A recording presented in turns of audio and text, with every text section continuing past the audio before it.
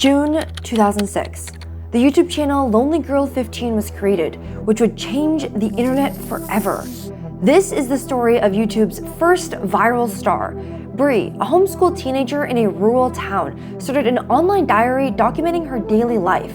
She was even the most subscribed to YouTube channel, beating out channels like Smosh. Except soon, her videos would take a dark turn. Who really is LonelyGirl15? When Bree started posting YouTube videos, she was instantly popular. To this day, her most viewed video has 78 million views. For the mid-2000s, that was unbelievably viral. People loved how personal and relatable she was in her videos, as she shared parts of her life like her best friend Daniel, her stuffed animals, and the boring nature of living in a small town. Her videos were lighthearted, fun, and cute. This was a time before YouTube was overly produced, where a girl sitting in front of a camera being herself could go viral. Everything seemed normal, until this video. In My Parents Suck...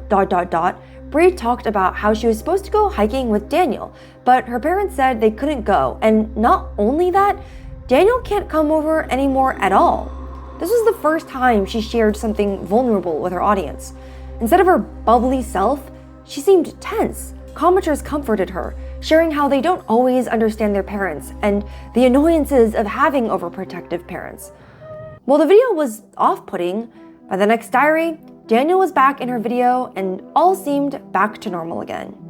That is, until Bree shared how Daniel and Bree's dad had a secret conversation. She begged Daniel to tell her, but he just shrugged it off, denying they ever talked. She even made a whole video dedicated to asking Daniel to tell her. She asks, he refuses, they laugh. I mean, of course we're curious, but it doesn't seem that serious.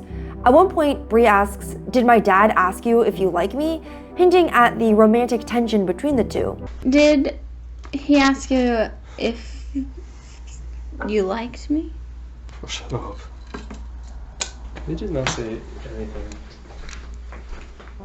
But eventually, Daniel spilled.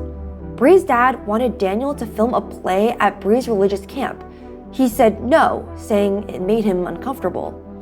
Daniel then posted a video on his channel calling Bree's religion weird and lame. At this point, the LonelyGirl15 channel shifted from a cute and quirky video diary to a mystery about the possible dark backstory behind Bree's religion. You see, Bree would occasionally mention her religion in her videos.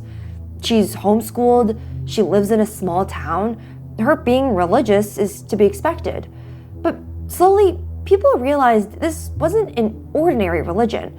For one, Bree's religion was strict, more so than any popular religion today. She lived in a commune and dropped out of public school.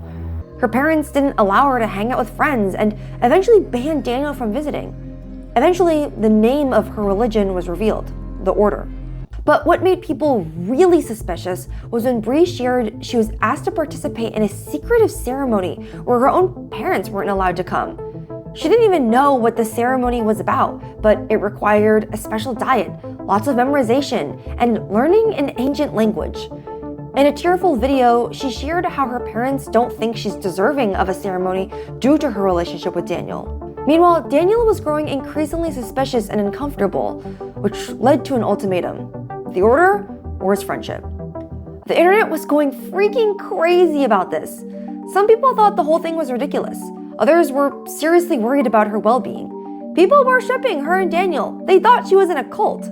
But then there were doubters. The LonelyGirl15 channel had inconsistencies. Her videos felt scripted at times. Bree was filming fights she had with Daniel. Isn't it kind of weird to pull out a camera when you're in the middle of an argument? All of Bree's furniture had been traced to Target. People thought it was suspicious it all came from one store. But those could be explained away. Bree is homeschooled, so maybe she doesn't get social norms. Getting your furniture from Target isn't that weird. YouTuber and author John Green called the doubters crazy and conspiracy theorists. She's a real girl. People were debating the authenticity of her channel in internet forums, but there wasn't any clear evidence until this. Hey, Do you like internet mysteries similar to LonelyGirl15? Well, I'm making a video game that I think you'd love. Lily's World XD is a psychological horror game where you investigate a young girl's computer. Channel your inner 2000s teen as you read her old conversations, customize her cringy blog, and look through her embarrassing selfies. That is, until you find messages addressed to you. Instead of being a viewer to internet mysteries, what if you were the investigator or the subject? Wishlist Lily's World XD on Steam. It would mean a lot to me as an independent developer. Back to LonelyGirl15. A group of people were convinced she had to be fake. So they sent her a message from a fake identity Seth, saying they had similar interests and asking to add him on MySpace. The link tracked the IP address of every person who visited the MySpace profile. Bree replied, and it worked. Right before her response, someone had visited the fake MySpace page. The IP address belonged to someone at CAA, Creative Arts Agency, which is one of the biggest talent agencies to this day representing people in the entertainment industry. LonelyGirl15 is fake. Bree isn't Bree. The internet sleuths found her real identity, Jessica Rose, an actress from New Zealand. Although Jessica had deleted her real MySpace profile, someone had used Google Cache to find her old account. Jessica saw a Craigslist ad asking for an unknown actress to participate in a, quote, new art form. LonelyGirl15 was created by Mesh Flinders and Miles Beckett, ambitious filmmakers who went $50,000 in debt to finance the series. Yusuf, the actor behind Daniel, was a server at Red Lobster. At first, the actors thought the project was a scam. The project was filmed out of Mesh's bedroom, which they decorated to look like a teenage girl's room.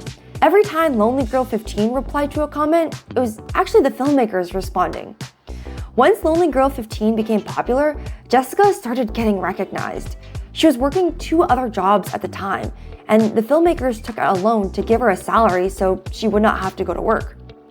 The response to the truth about LonelyGirl15 was harsh. She had tens of thousands of dislikes on her videos. People started writing to the filmmakers, calling them a fraud and threatening to expose them. They even had hackers. Despite the hate, after they finally admitted the channel was a hoax, their popularity soared. They worked with Hershey's and had a 6-figure sponsorship with Neutrogena.